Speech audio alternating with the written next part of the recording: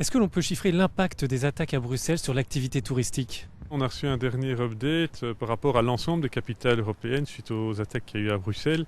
Donc sur Bruxelles, on a moins 50%. On voit Londres qui est aux alentours de moins 30, Berlin moins 38, Paris moins 35.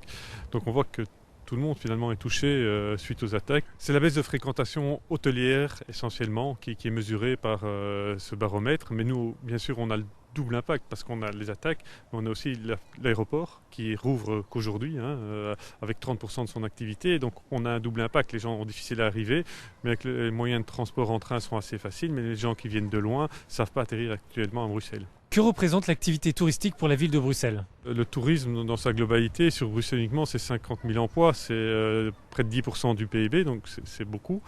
À l'heure actuelle, il y a des mesures pour le chômage économique, mais il n'y a pas d'autres mesures particulières qui ont été prises.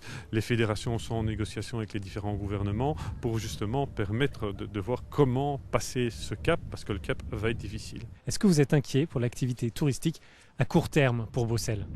C'est très compliqué parce que finalement, on sait plus ou moins avec le recul que l'impact est valable de 6 semaines à 3 mois après les événements. On l'a vu à Paris. Est-ce que vous savez quels touristes ont décidé d'annuler leur voyage à Bruxelles?